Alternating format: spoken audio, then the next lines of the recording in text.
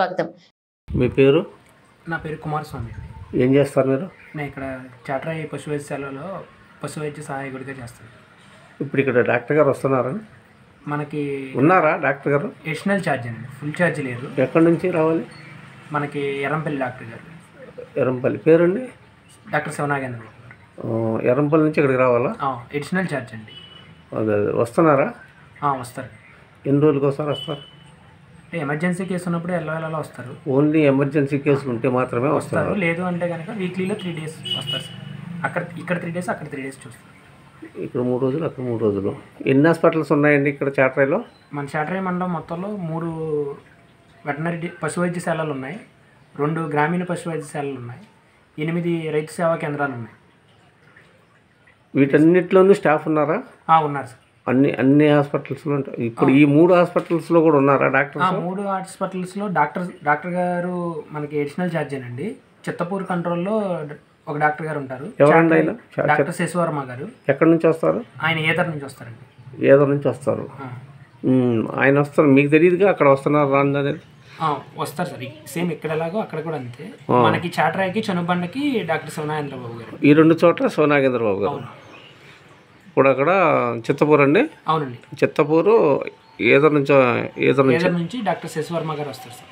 వస్తారు. రెగ్యులర్ పోస్టులు అయితే లేవు? రెగ్యులర్ అయితే లేరండి, ఎడిషనల్ ఛార్జే ఉన్నారు. ఇప్పుడు ఇక్కడ వర్షాకాలానికి సంబంధించి అన్ని వ్యాక్సిన్స్ వేస్తారండి? ప్రస్తుతానికి గేదెల్లో గొంతువాపు నివారణ టీకాలు వేయడం జరిగింది.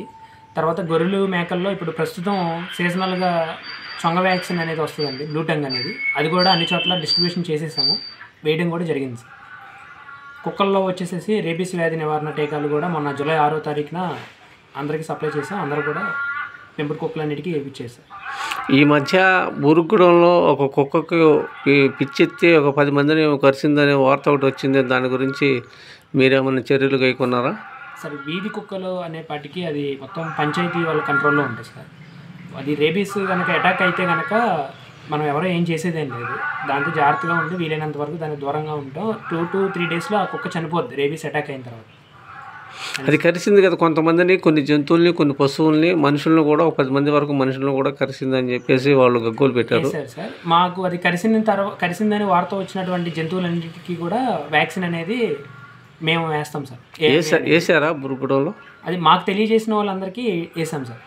కొంతమంది కరిసిందా లేదనేది చూసుకోరు, వాళ్ళు ఇంటి దగ్గర ఉండరు కదా. సో మాకు ఇట్లా కుక్క కరిసిందనేపాటికి ఏంటంటే మేము వెళ్ళి ఫస్ట్ ఎయిడ్ చేసి వ్యాక్సిన్ చేసి, అది పోస్ట్ బైట్ వ్యాక్సిన్ వచ్చేసి 5 doses చేయాలి. ఆ 5 doses వాళ్ళకి డేట్లు వేసేసి వస్తాం సార్. ఓన్లీ జంతువులకి మీరు చేసేది? అవును సార్. అవును కదా.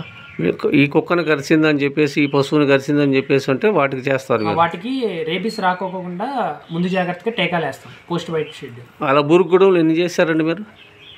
మాకు ఒక 3 యానిమల్స్ని మాత్రం కలిసినట్టు మాకు చెప్పారు. పశువుల్ని?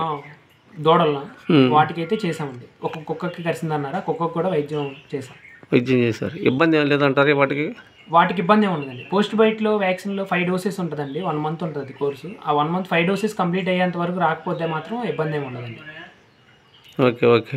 ఇప్పుడు మీ డాక్టర్ గారు అందుబాటులో ఉంటారా? ఉంటారండి. ఎమర్జెన్సీ కేసు ఉన్నప్పుడు ఎప్పుడో ఎలా అందుబాటులో ఉంటారండి. మామూలుగా అయితే మాత్రం 3 days వస్తారు సార్. ఓకే.